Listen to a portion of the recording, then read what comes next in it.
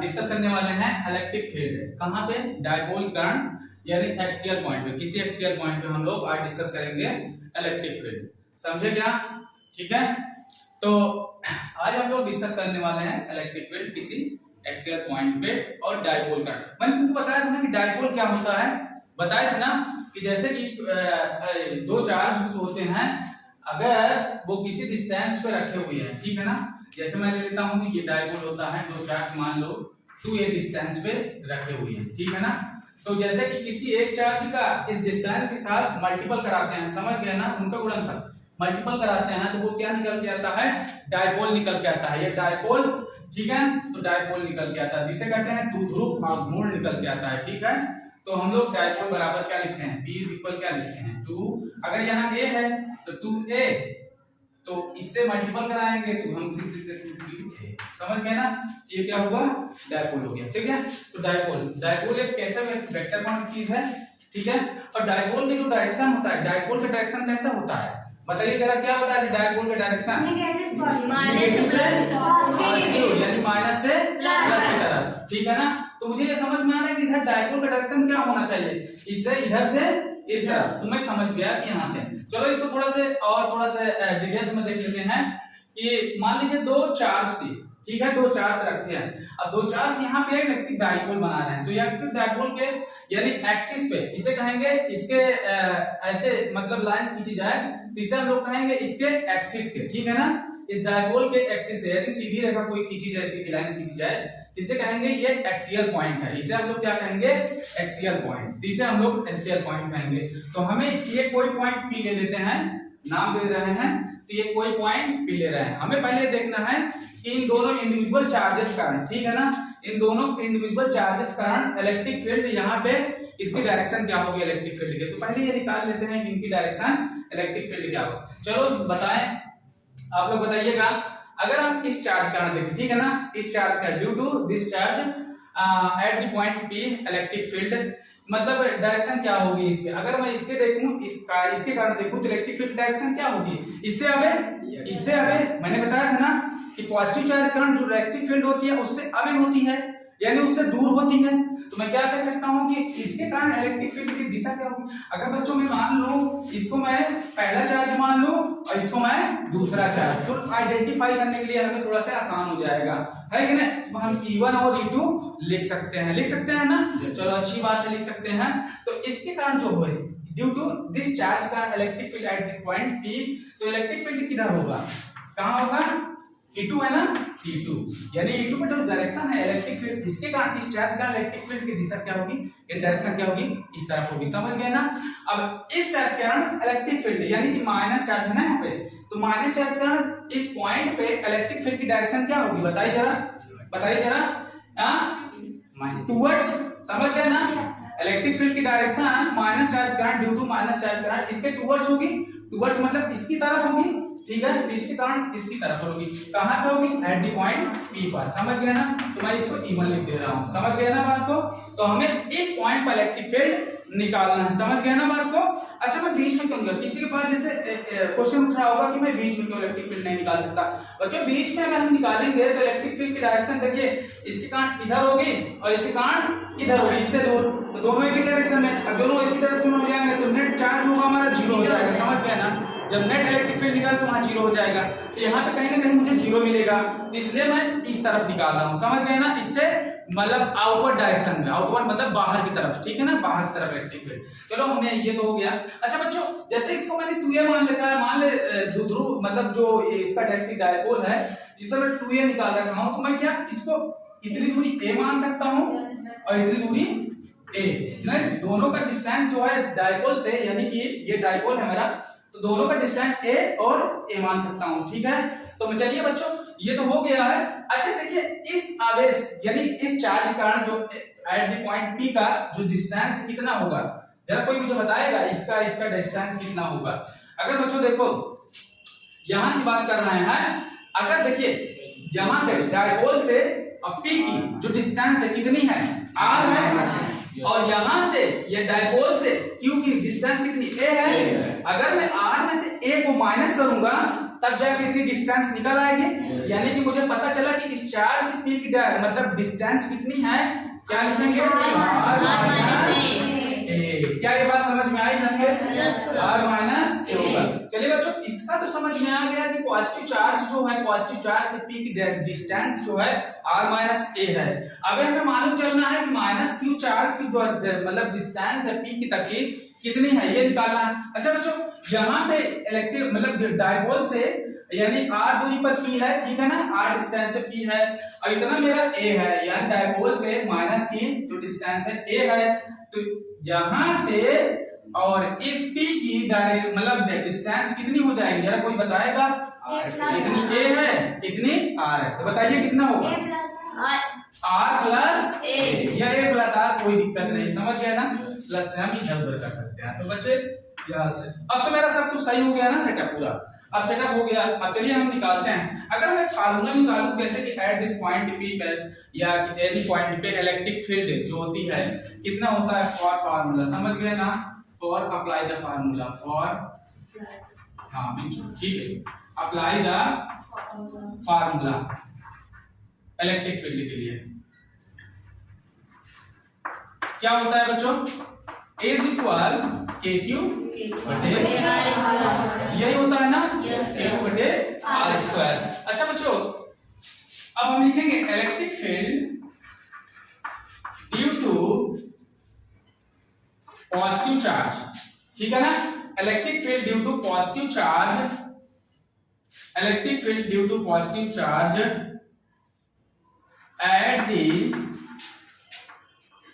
P, ठीक है ना, P पर पॉजिटिव चार्ज यानी डायपोल करंट, ठीक है ना, तो P पर कितनी इलेक्ट्रिक फील्ड होगी हम लिख ले रहे हैं, देखिए प्लस क्यू ना, चार्ज यहाँ plus Q current, plus Q पर इलेक्ट्रिक फील्ड क्या है E2 है ना, तो हम यहाँ लिखेंगे E2। तो बच्चों यहाँ क्या लिखना पड़ेगा मुझे, के क्यू बटे, ठीक है ना, बात समझे कि नहीं? तो क्या लिखेंगे बच्चों, r माइनस a का होल स्क्वायर, समझ गए ना? इसे इक्वेशन एक बना लें, बताओ एक बना लें, कोई दिक्कत नहीं, दिक्कत ठीक है, इक्वेशन। इसी तरह फिर सिमिलरली क्या लिखेंगे, सिमिलरली हम लोग लिखेंगे E ड्यू टू यानी electric field due to, electric field due to क्या लिखेंगे बच्चों, minus Q at the point P, ठीक है ना, एट दी पॉइंट P। तो बच्चों एट दी पॉइंट P तो यहाँ पे क्या होना चाहिए, जरा देखिए, जगह छोड़ देते हैं ताकि आगे सॉल्व करने में भी बहुत सारा जाएगा। तो बच्चों यहाँ पे एट द पॉइंट P बताइए क्या होगा, माइनस क्यू के कारण ना, ड्यू टू माइनस क्यू ना, एट दिस पॉइंट P पे इलेक्ट्रिक फील्ड क्या होना चाहिए बच्चों, क्या आप लिखेंगे, के क्यू और प्लस होल स्क्वायर, ठीक है, इक्वेशन नंबर 2, ठीक है।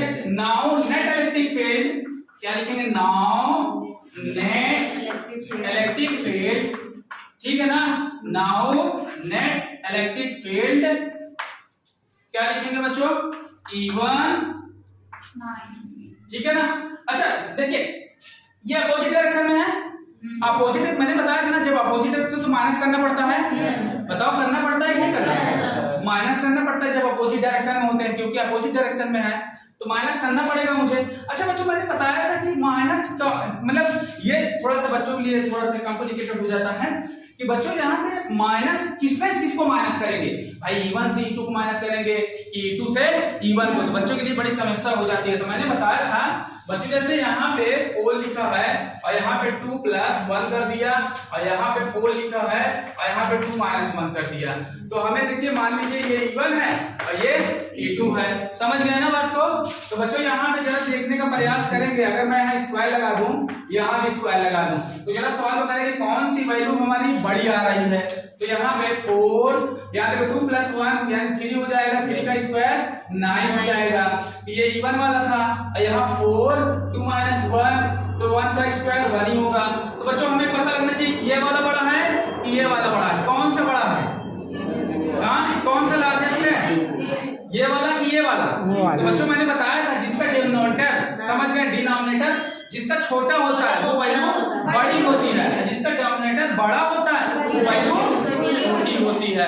तो मुझे मालूम चला ना कि अगर ये इवन है तो बच्चों जैसे कि जो माइनस वाला है वो बड़ा होगा और जो प्लस वाला है वो छोटा। तो क्या आप समझ गए? तो यहाँ बच्चों देखिए कि माइनस वाला कौन सा है, ये है।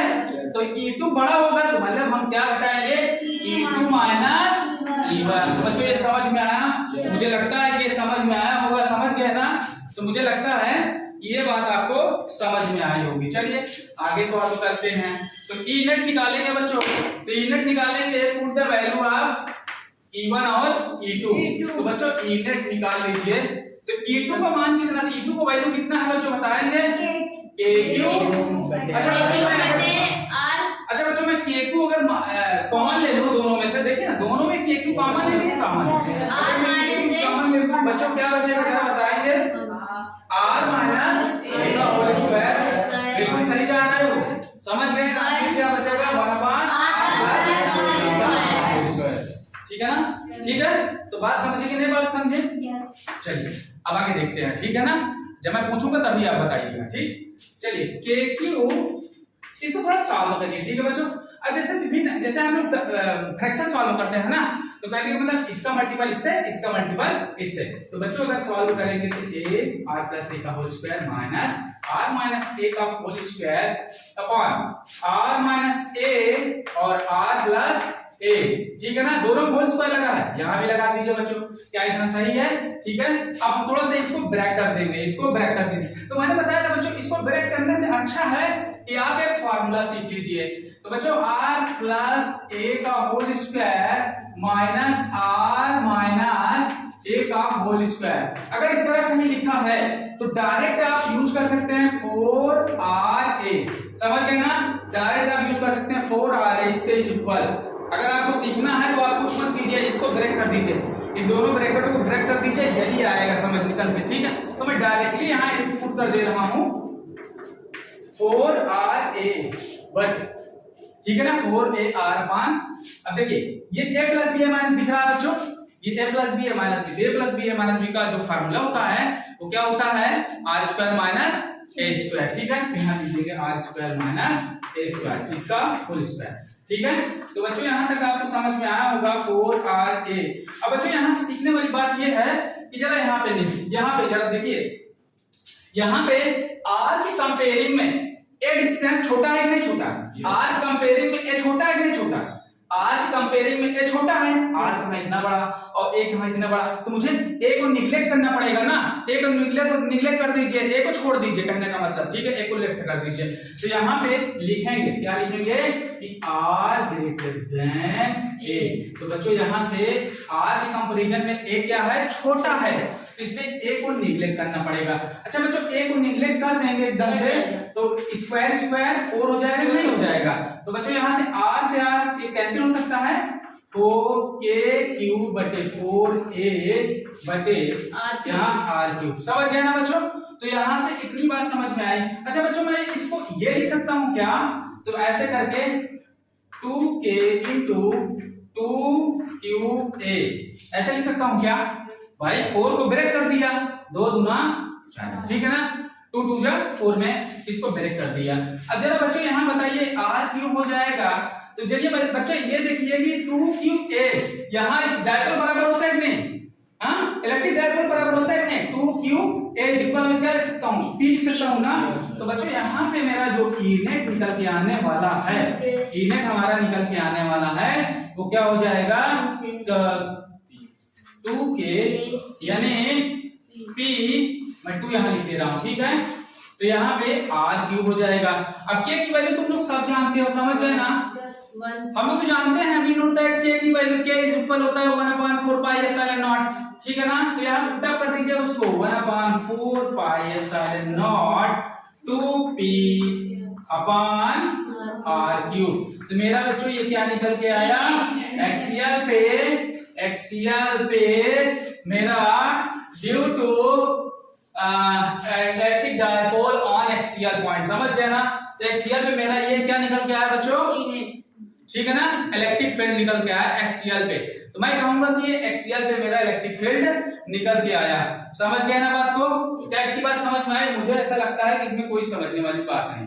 लेकिन इतना ध्यान रखें कि जो डायपोल की जो डायरेक्शन होगी वो प्लस से माइनस से प्लस की तरफ। समझ गए ना बात को? तो मेरे समझ में आया कि इतनी बातें आप सबको समझ में आ गई होगी। अब हम नेक्स्ट बात करेंगे एक्सटोरियल पॉइंट पे। अभी हम क्या बात कर रहे हैं? अभी हम क्या बात कर रहे हैं? एक्सियल पॉइंट पे। अब हम एक्सटोरियल पॉइंट पे देखेंगे कि इलेक्ट्रिक फील्ड क्या होगा। इससे हम बहुत सारे न्यूमेरिकल क्वेश्चन भी सॉल्व कर सकते हैं। अभी आएगा इसके लिए न्यूमेरिकल क्वेश्चन भी सॉल्व कर सकते हैं। समझ गए ना? हाँ, तो ये बात समझना है। चलिए आज के लिए इतना ही, ठीक है।